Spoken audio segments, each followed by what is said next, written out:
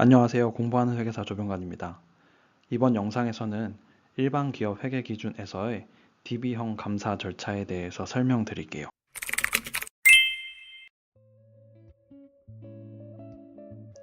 DB형 퇴직급여 제도를 적용할 경우 관련된 개정 과목을 재무제표에서 확인해 보면 이렇습니다. 먼저 재무상태표에서는 퇴직급여 충당 부채와 퇴직연금 운용자산 항목이 있고요.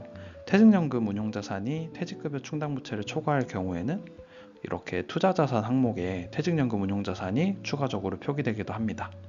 그리고 손익계산서 항목에서는 DC형과 마찬가지로 이 회사가 제조업을 영위한다는 가정하에 매출원가 혹은 판매관리비 항목과 연관이 있을 겁니다.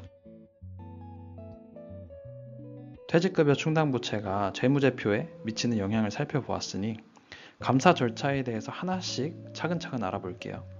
DB형 감사 절차도 DC형하고 사실 기본적으로 비슷합니다. 이렇게 스텝 1부터 스텝 6까지는 DC형에서 설명한 것과 동일하다고 보시면 돼요. 조금 다른 게 있다고 하면 이 DB형에서는 그 퇴직금 설정과 관련해서 재계산 테스트가 추가된다는 점 정도가 다르다라고 보시면 될 것 같아요.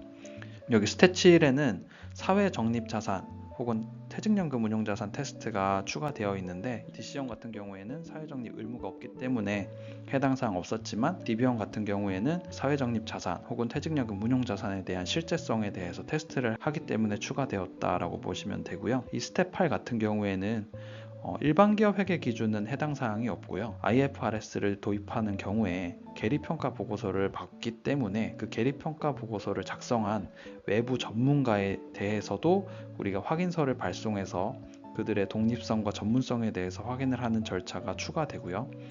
또 계리평가 보고서와 관련해서 거기에 적용된 가정에 대한 검토도 추가적으로 테스트를 해야 된다라고 알고 계시면 될 거예요. 전체적인 절차는 IFRS든 일반 기업 회계 기준은 이렇게 동일하게 진행이 된다고 보시면 되고요. 실제로 공시되어 있는 회사의 그 재무제표를 보고 어떻게 그 DB형 감사 절차를 진행하는지에 대해서 한번 케이스 스터디 형식으로 알려드려 볼게요. 네, 케이스 스터디를 한번 같이 해보려고 하는데요. 샤넬 코리아가 일반 기업 회계 기준을 적용을 하고 있더라고요. 그래서 간단하게 이 샤넬 코리아 재무제표를 기준으로 해서 우리가 회계 감사를 한다고 할 때 어떻게 퇴직급여 충당부채와 퇴직연금 운용자산에 대해서 감사를 하면 좋을지 설명을 드리도록 할게요. 먼저 스텝별로 한번 진행을 해볼게요. 회사 퇴직급여 제도의 검토라고 되어 있는데 이 부분 같은 경우에는 이제 회사의 급여 규정이라던가 퇴직급여 규정 이런 규정을 확인을 하는 게 우선이겠죠. 그리고 만약에 전기에 감사 보고서가 있다면 그 전기 감사 보고서를 확인하는 것도 도움이 된다고 말씀을 드렸었어요. 지금 2번 주석을 확인을 해보시면 이렇게 퇴직급여 충당부채에 대해서 샤넬 코리아가 어떤 회계 정책을 적용을 하고 있는지에 대해서 나오거든요. 그래서 한번 같이 읽어볼게요. 지금 이 회사 같은 경우는 임직원 퇴직금 지급 규정에 따라 보고기간 종료일 현재 1년 이상 근속한 전 임직원이 일시에 퇴직할 경우에 지급하여야 할 퇴직금 총 추계액을 퇴직급여 충당부채로 설정하고 있습니다. 라고 적혀 있습니다. 일시퇴직을 가정한다고 설명을 드렸었는데 그거 그대로 적혀 있네요. 그리고 또한 국민연금법의 규정에 의하여 1999년 3월까지 국민연금관리공단에 납부한 퇴직금 전환금은 국민연금 전환금의 과목으로 퇴직급여 충당부채에서 차감하는 형식으로 표시하고 있습니다. 이렇게도 적혀 있어요. 오랫동안 이제 영업한 회사들에는 이 내용이 나오거든요. 그 샤넬 코리아 같은 경우도 국민연금관리공단에 납부한 퇴직금 전환금을 퇴직연금 운용자산처럼 퇴직금에서 차감하는 식으로 해서 표시를 하고 있다고 되어 있네요. 그리고 당사의 퇴직연금 제도는 확정급여형 퇴직연금 제도로서 DB형이라는 거죠. 수급 요건을 갖춘 종업원은 퇴직 시에 확정된 연금을 수령하게 됩니다. 이렇게 적혀 있고요. 종업원이 퇴직하기 전에는 보고기간 종료일 현재 종업원이 퇴직할 경우 지급하여야 할 퇴직 일시금에 상당하는 금액을 퇴직급여 충당부채로 계상하고 있습니다. 우리가 다 알고 있는 내용이죠. 그리고 퇴직연금 제도에서 운용되는 자산은 퇴직연금 운용자산의 과목으로 하여 퇴직급여 충당부채에서 차감하는 형식으로 표시하고 있습니다. 그렇죠? 다만 퇴직연금 운용자산이 퇴직급여 충당부채 합계액을 초과하는 경우에는 초과액을 투자자산으로 처리하고 있습니다. 실제로 재무상태표를 보면 퇴직연금 운용자산이 퇴직급여 충당부채를 초과를 하고 있어서 이렇게 투자자산 항목에 들어와 있는 걸 보실 수 있어요. 이제 회사의 정책에 대해서 이렇게 이해를 했다고 하면 두 번째로 총괄표를 먼저 그려주시면 돼요. 여기 주석 7번에 보면 단기 및 정기의 퇴직급여 충당부채 변동 내역에 대해서 나오거든요. 지금 회사는 급여 충당부채랑 퇴직연금 운용자산을 이렇게 각각 그렸는데요. 저는 조금 더 확인하기 쉽게 한 번에 눈에 들어오도록 이렇게 두 개를 같이 붙여서 작성을 해봤어요. 회사 거 그대로 해서 단위는 1,000원으로 해서 작성을 했고요. 이렇게 총괄표를 그린 다음에는 실제로 원장 내역이랑 맞는지도 확인을 해야 될 거고요. 이 기초랑 기말 금액이 이 재무상태표 금액과 일치하는지도 확인을 해야겠죠. 지금 보면 기초 일치하고 기말 일치하고요. 퇴직연금 운용자산 같은 경우는 요 초과된 금액 기준으로 확인하는 게 편할 거예요. 17284 그리고 22536 다 일치하는 거를 확인을 했으면 이제 오케이예요. 그리고 지금 퇴직급여 설정액, 요 설정액 같은 경우 이게 바로 퇴직금 급여로 들어가 있을 거예요. 그럼 손익계산서에서 여기는 제조를 하나 안 하기 때문에 판매관리비 항목에 들어있는 금액만 확인하면 되거든요. 그럼 보면은 여기 퇴직급여 설정액이 지금 판매관리비의 퇴직급여액이랑 일치하는 것도 확인하실 수 있을 거예요. 이렇게 총괄표를 그리고 나면 이 변동액에 대해서 어떤 유의적인 변동이 있다, 과거 대비해서 뭔가 변동이 크다, 그런 것들은 추가로 확인을 해주시면 좋을 거예요. 이렇게 총괄표를 그리는 이유 자체가 우리가 이제 감사를 어떻게 할지 지도를 그린다고 보시면 돼요. 이렇게 기초금액이랑 기말금액 같은 경우에는 재무상태표와 일치하는지 확인을 했고요. 퇴직급여도 지금 손익계산서랑 일치하는 거 확인했어요. 그리고 이 금액 같은 경우에는 실제로 정확하게 계산이 되었는지 이 재계산 테스트를 하면 될 거고요. 지금 퇴직연금 운용자산이 있는데 퇴직연금 운용자산은 중간에 뭐 불입을 한 것도 있고 지급을 한 것도 있는데요. 기본적으로 잔액에 대해서 외부 조회를 통해서 금융기관 조회서 등을 통해서 이 잔액을 확인을 하게 되면 기초 잔액이랑 기말 잔액이 일치한다면 이 중간에 변동한 내역은 뭐 다 맞다고 보면 되겠죠. 안에 분류가 정확한지에 대해서는 추가적으로 확인이 필요하다면 증빙 등을 입수해서 확인을 하면 될 거예요. 그리고 요 지급된 퇴직금이 지급된 것 같은 경우에는 이제 지급 테스트를 하면 되는 거고요. 그럼 이렇게 크게 총괄표를 그려서 큰 그림을 그렸으면 이제 두 번째로 스텝 3와 스텝 5를 진행하면 돼요. 먼저 설정 대상 인원 테스트를 하면 되는데요. 이게 되게 중요합니다. 설정 대상 인원 자체가 잘못되면 모든 게 다 잘못되는 거니까요. 먼저 회사에 이렇게 급여나 퇴직급여 지급 테스트를 하기 전에 이런 정보를 요청을 해서 확인을 하시는 게 좋아요. 인원 변동 내역에 대해서 이렇게 임원과 직원, 만약에 뭐 판매 관리 부서가 있고 제조 부서가 있다면 이렇게 나눠가지고 각각 이런 현황을 미리 파악해 두시면 좋고요. 회사의 기초, 증가 감소, 그리고 뭐 부서 이동이 있다면 대체, 기말 이런 항목들을 한번 쭉 확인할 수 있게 자료를 제시해 달라고 하고 한번 검토를 해보시면 좋아요. 그리고 회사의 전체 인원 같은 경우에는 샤넬코리아 요 감사 보고서 들어가시면은 일반 기업 회계 기준 같은 경우에는 이렇게 기업 계획 자료를 공시하게 돼 있거든요. 여기 들어가면 회사의 전체 임직원 수 같은 경우에는 작년 기준으로는 이렇게 공시된 내용을 통해서 확인할 수 있으니까 이건 참고로 알아두시면 좋을 것 같고요.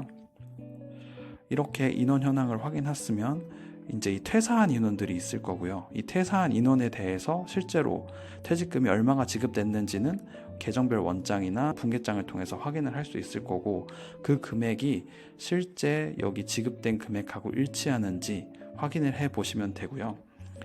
그때 확인할 때 증빙을 확인해야 될 거잖아요.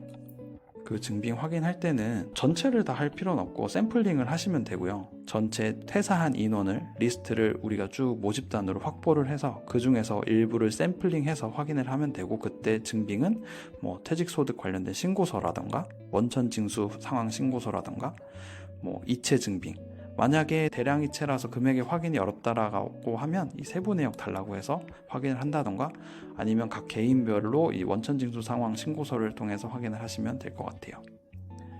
이렇게 퇴직금 지급 테스트, 그리고 설정 대상 인원에 대한 테스트까지 완료가 되었다면 이제 재계산 테스트를 하시면 됩니다. 재계산 테스트는 회사에서 이미 퇴직급여 충당금 설정한 자료가 있을 거예요. 우리는 보통 이거를 IP라고 부르는데, 풀네임을 보시면 Information Produced by Entity라고 되어 있어요. 그러니까 회사가 작성한 자료라는 거죠. 요거를 수령을 해서 테스트를 하시면 돼요. 퇴직급여 충당금 뿐만 아니라 IP 테스트는 모두 이 3단계 프레임을 거치면 정확하게 테스트를 할 수 있어요. 그래서 설명을 한번 해드릴게요. IP 테스트 하실 때 3가지 단계만 알고 계시면 되거든요. 로 데이터, 그러니까 이 IP를 작성할 때 회사가 사용한 로 데이터가 있을 거예요. 그게 정확한지 그리고 완전한지를 먼저 보시면 되는데, 이게 가장 중요한 것 같아요. 그리고 파라미터 테스트가 있는데, 파라미터라는 게 매개 변수라고 번역을 할 수 있는데, 만약에 회사가 인원을 시스템에서 이렇게 추출한다고 봐요. 그때 그 특정 기간, 만약에 우리가 25년 12월 31일자 인원을 확인을 해야 되는데, 회사 사람이 혹시 실수로 24년 12월 3일 기준으로 인원을 뽑는다면 그건 잘못된 정보가 될 거잖아요. 그래서 파라미터 테스트라고 하면, 만약 시스템을 통해서 인원을 추출을 했을 때 회사가 제시한 그 리스트랑 우리가 실제 관찰을 통해서 회사 시스템에 들어가서 동일한 조건으로 조회했을 때 내역이 일치하는지, 이런 걸 테스트하는 거라고 보시면 되고요. 이때 조회된 기간이 정확한지, 부서 현황이 실제 일치하는지, 이런 것들 확인하시면 될 것 같아요. 그리고 로우 데이터 테스트 하실 때 정확성과 완전성은 DC형에서 이야기했던 그런 내용으로 테스트를 해주시면 되고요. 입사일이라던가 퇴직일, 이런 정보는 중요하니까 정확성 테스트 할 때 확인하시면 되고, 완전성 테스트 같은 경우도 반드시 해주셔야 됩니다. 이제 로직 테스트를 마무리를 하면 되는데요. 로직 테스트라는 게 결국 퇴직급여 충당부채에서는 그 퇴직급여 충당부채가 정확하게 계산이 되었는지를 확인하는 걸 거예요. 이게 결국 재계산 테스트라고 보시면 되고요. 일단 회사 규정은 앞서서 우리가 확인한 거랑 이 실제 추계액 산출된 공식에 적용된 게 일치하는지 보시면 되고요. 일반적으로 추계액은 이렇게 계산이 돼요. 퇴직급여 충당부채는 직전 3개월 평균 임금에 그 사람의 근속연수를 곱해서 구하게 되는데요. 이 근속연수는 지금까지 그 사람이 근무한 그 일수를 365로 나누거나 아니면 월수를 12로 나눠서 그렇게 계산을 해주시면 되고요.